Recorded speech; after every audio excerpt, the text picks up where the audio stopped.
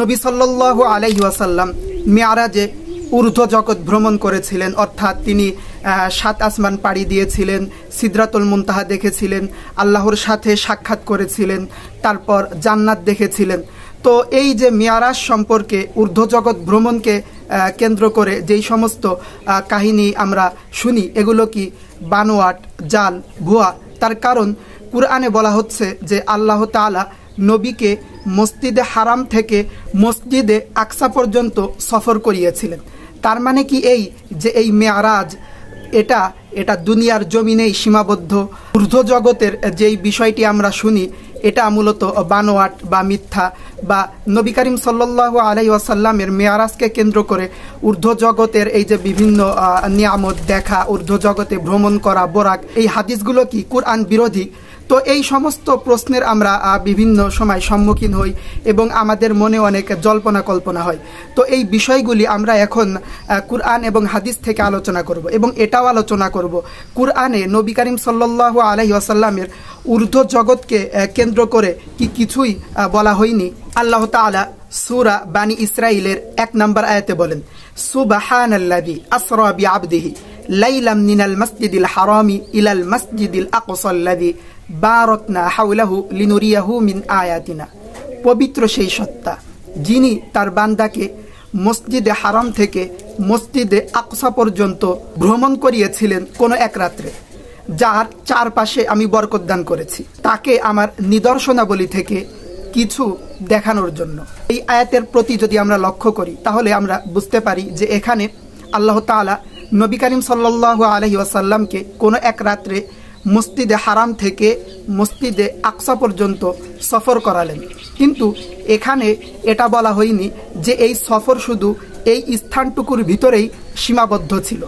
এই জন্য কুরআনের অন্য কোনো আয়াত কিংবা হাদিসের মধ্যে যদি ঊর্ধ্ব জগৎ ভ্রমণ সম্পর্কে কোনো বিষয় বর্ণিত থাকে এবং তিনি ঊর্ধ্ব জগতে গিয়ে যে নিদর্শনাবলী দেখলেন তার বর্ণনা থাকে, তাহলে সেই কুরআন ও আয়াত অবশ্যই এই আয়াতের বিপরীত হবে না, কারণ এখানে সফরের একটি অংশের বর্ণনা দেওয়া হয়েছে। এই আয়াতের প্রতি যদি আমরা আরও গভীরভাবে লক্ষ্য করি তাহলে আমরা যেটা দেখতে পাই যে এই সফরের উদ্দেশ্য কি সেটাও এই আয়াতে বর্ণনা করা হয়েছে। সেটা হলো যে নবী করিম সাল্লাল্লাহু আলাইহি ওয়াসাল্লামকে আল্লাহ তার কিছু নিদর্শনাবলী দেখাতে চান এবং সেটা সরাসরি দেখাতে চান। তো এই কারণেই মূলত এই সফর। তো আমরা কুরআন এবং হাদিস থেকে এই যে ঊর্ধ্বাকাশে যে নবী করিম সাল্লাল্লাহু আলাইহি ওয়াসাল্লামের সফর, ঊর্ধ্ব জগতে যেই মেয়ারাজের সফর, এই সফরের ব্যাপারে কি বর্ণিত আছে এবং কি কি নিদর্শনাবলী দেখিয়েছিলেন সেটা কুরআন এবং হাদিস থেকে এখন আমরা জানার চেষ্টা করব। ভিডিওর পরবর্তী অংশে যাওয়ার পূর্বে একটি বিষয় জানিয়ে দিই। মেরাজ সম্পর্কে পূর্বে এই চ্যানেলে একটি ভিডিও আপলোড করা হয়েছে।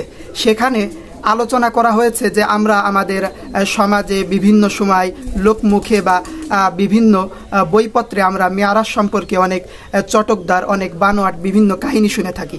তো কুরআন এবং হাদিসে মেয়ারাজ সম্পর্কে যে সঠিক বর্ণনা রয়েছে সেই বর্ণনাগুলো আমরা সেই ভিডিওতে আলোচনা করেছি এবং সাথে সাথে এই মেয়ারাজ কি স্বপ্নে হয়েছিল নাকি সশরীরে হয়েছিল সেটাও সেখানে আলোচনা করা হয়েছে। এবং এই মেয়ারাজে নবী করিম সাল্লাল্লাহু আলাইহি ওয়াসাল্লাম আল্লাহ তাআলাকে কি সরাসরি দেখেছিলেন নাকি দেখেননি, বা দেখে থাকলে কিভাবে দেখেছেন, তো সেই বিষয়টিও আলোচনা করা হয়েছে। তো এই ভিডিওটি যদি কেউ দেখতে চায় তাহলে ডিসক্রিপশন বক্সে লিঙ্ক দেওয়া আছে, সেখান থেকে দেখে নিতে পারি, অথবা ভিডিওর শেষে ইন্ড স্ক্রিনে ওই ভিডিওটি দেওয়া থাকবে, সেখান থেকেও আমরা চাইলে দেখে নিতে পারি। মেয়ারাজের ঊর্ধ্ব জগতের ভ্রমণের বিষয়টি প্রথমে আমরা হাদিস থেকে জানব, তারপর কুরআন থেকে জানব। বুখারী শরীফের 3207 নম্বর হাদিসে মালিক ইবনে সা'সা রাদিয়াল্লাহু তাআলা আনহু বর্ণনা করেছেন, রাসূল সাল্লাল্লাহু আলাইহি ওয়াসাল্লাম বলেছেন, ওয়া উতিতু বিদাব্বাতিন আবিয়াদা দুনাল বাগলি ওয়া ফাওকাল হিমারি আল বুরাক। আমার নিকট সাদা রঙের চতুষ্পদ একটি জন্তু আনা হলো, যা খচ্চর হতে ছোট আর গাধা হতে বড়, অর্থাৎ বুরাক। ফানতালাকতু মা জিবরিল হাত্তা আতাইনা আস-সামা আদ-দুনিয়া। অতঃপর তাতে চড়ে আমি জিবরিল আলাইহিস সালাম সহ চলতে চলতে পৃথিবীর নিকটতম আসমানে গিয়ে পৌঁছালাম। তো এই হাদিসের প্রতি যদি আমরা লক্ষ্য করি তাহলে এখান থেকে আমরা 4টি বিষয় বুঝতে পারি। প্রথম এবং সবচেয়ে গুরুত্বপূর্ণ যে বিষয় সেটা হলো যে নবী করিম সাল্লাল্লাহু আলাইহি ওয়াসাল্লাম মেয়ারাজে ঊর্ধ্ব জগতে ভ্রমণ হয়েছিল, সফর হয়েছিল, সেই বিষয়টি আমরা এই হাদিস থেকে বুঝতে পারি। দ্বিতীয় যে বিষয়টি বুঝতে পারি যে এই যে ঊর্ধ্ব জগতে ভ্রমণ হলো সেটা কিসের মাধ্যমে, সেটা হলো একটি পশুর মাধ্যমে যার নাম হলো বুরাক, সেটা আমরা বুঝতে পারি।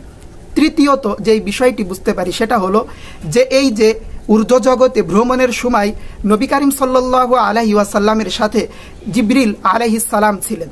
এবং চতুর্থ এবং সর্বশেষ যেই বিষয়টি আমরা এই হাদিস থেকে বুঝতে পারি সেটা হলো যে এই সফরের যে ঊর্ধ্ব জগতে সফরের যে প্রাথমিক ধাপ সেটা মূলত এই প্রথম যে আসমান বা দুনিয়ার যে আসমান সেই আসমানে হয়েছিল।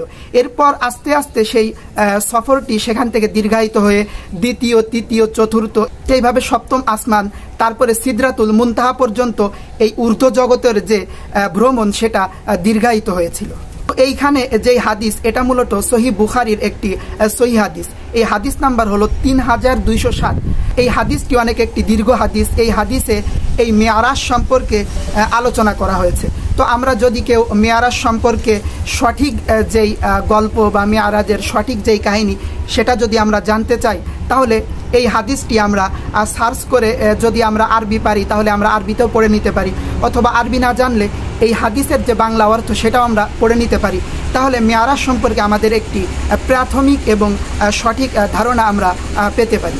অনুরূপভাবে কুরআনেও এই মেয়ারাজে ঊর্ধ্ব জগতে ভ্রমণ সম্পর্কে বর্ণনা রয়েছে। সূরা নাজমের 13 থেকে 18 নম্বর আয়াতে এই বিষয়টি বর্ণিত হয়েছে।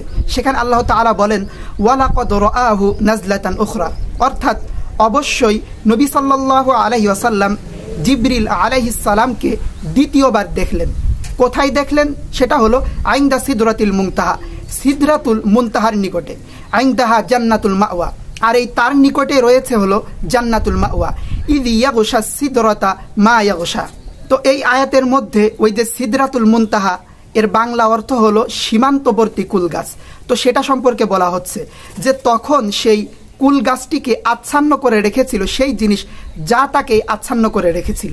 অর্থাৎ এই যে এইখানে কোন জিনিস আচ্ছন্ন করে রেখেছিল এটা মূলত আল্লাহর একটি কুদরতি একটি জিনিস দ্বারা ওই সিদরাতুল মুনতাহার যে কুল গাছ সেটা আচ্ছন্ন ছিল।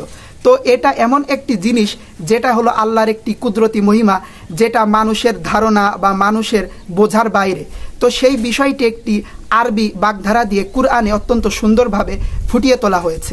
পরবর্তী আয়াতে বলা হচ্ছে, মা যাগাল বাসারু ওয়া মা তাগা, যে রাসূলের চোখ বিভ্রান্ত হয়নি এবং সীমা লঙ্ঘনও করেনি। অর্থাৎ আল্লাহ রসুল সাল্লাল্লাহু আলাইহি ওয়াসাল্লাম এই যে মেয়ারাজে ঊর্ধ্ব জগতে ভ্রমণে গিয়ে আল্লাহর যে সমস্ত কুদরতি নিদর্শনগুলো দেখলেন, এই ক্ষেত্রে রাসূল সাল্লাল্লাহু আলাইহি ওয়াসাল্লামের চোখ বিভ্রান্ত হয়নি, ভুল করেনি। অর্থাৎ তিনি যা দেখেছেন তা বাস্তবই দেখেছেন, সত্যই দেখেছেন। এবং বলা হচ্ছে যে তার চোখ সীমা লঙ্ঘনও করেনি। অর্থাৎ আল্লাহ তাআলা যা যা দেখাতে চেয়েছিলেন নবী করিম সাল্লাল্লাহু আলাইহি ওয়াসাল্লাম তাই দেখেছেন, তার বেশি তিনি কিছুই দেখেননি। এবং পরবর্তী যে আয়াত সূরা নাজমের 18 নম্বর আয়াতে বলা হচ্ছে, লাকাদ রাআ মিন আয়াতি রাব্বিহিল কুবরা, বাস্তবিক পক্ষে তিনি তার প্রতিপালকের বড় বড় নিদর্শনের মধ্য হতে বহু নিদর্শন দেখেছেন। তো এই আয়াতগুলির প্রতি যদি আমরা লক্ষ্য করি তাহলে এখানে আমরা বুঝতে পারি যে এখানে এই যে নবী করিম সাল্লাল্লাহু আলাইহি ওয়াসাল্লামের ঊর্ধ্ব জগতে ঊর্ধ্বকাশে ভ্রমণ হলো। তো ভ্রমণ হওয়ার পর তিনি আল্লাহ তাআলার কোন কোন বড় বড় নিদর্শনাবলী দেখলেন তার একটি বিবরণ এখানে দেওয়া হয়েছে। মেয়ারাজে আল্লাহ রসুল সাল্লাল্লাহু আলাইহি ওয়াসাল্লামের ঊর্ধ্বাকাশে ভ্রমণ হয়েছিল। তো এটা আমরা কুরআন থেকেও বুঝতে পারি। তো এটা একটি সত্য এবং বাস্তব বিষয়। তো কুরআনের মধ্যে নবীজির ঊর্ধ্ব জগতে এই যে মেয়ারাজের ভ্রমণ সম্পর্কে যেই বিষয়গুলি আলোচনা করা হলো এই বিষয়গুলি হাদিসের মধ্যেও এসেছে। সহিহ বুখারীর 349 নম্বর হাদিস। এই হাদিসে আবু যর রাদিয়াল্লাহু তাআলা আনহু বর্ণনা করেছেন, রাসূল সাল্লাল্লাহু আলাইহি ওয়াসাল্লাম বলেছেন, সুম্মান তালাকা বি হাত্তা ইনতাহা বি ইলা সিদরাতিল মুনতাহা ওয়া গাশিয়াহা আলওয়ানুন লা আদরি মা হিয়া। অতঃপর জিবরিল আলাইহিস সালাম আমাকে সিদরাতুল মুনতাহা পর্যন্ত নিয়ে গেলেন, আর তখন তা বিভিন্ন রঙে আবৃত ছিল যার তাৎপর্য আমি অবগত ছিলাম না। সুম্মা উদখিলতুল জান্নাতা ফাইযা ফিহা হাবাইলুল লুলুই ওয়া ইযা তুরাবুহা আল মিস্ক। অতঃপর আমাকে জান্নাতে প্রবেশ করানো হলো। আমি দেখতে পেলাম যে তাতে রয়েছে মুক্তমালা আর তার মাটি হচ্ছে কস্তরী। তো এই হাদিসের প্রতিও যদি আমরা লক্ষ্য করি তাহলে আমরা এখান থেকে যেটা বুঝতে পারি যে পূর্বে এই যে সূরা নাজমের আয়াতগুলির মধ্যে যেইভাবে সিদরাতুল মুনতাহার আলোচনা করা হয়েছিল, তারপর জান্নাতুল মাওয়ার আলোচনা করা হয়েছিল, তো ওই বিষয়গুলি এই হাদিসের ভিতরেও বলা হচ্ছে যে নবী করিম সাল্লাল্লাহু আলাইহি ওয়াসাল্লাম সিদরাতুল মুনতাহায় পৌঁছালেন, তারপর তাকে জান্নাতে প্রবেশ করানো হলো।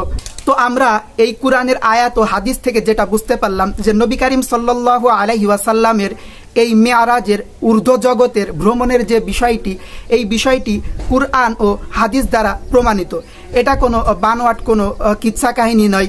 এবং এই মেয়ারাজে ঊর্ধ্ব জগতের যে ভ্রমণ, এই ভ্রমণের এই বিষয়টি সূরা বনি ইসরাইলের যে 1 নম্বর আয়াতে মসজিদে হারাম থেকে মসজিদে আকসা পর্যন্ত যেই সফরের কথা বলা হয়েছে তার বিপরীত কোনো বিষয় নেই।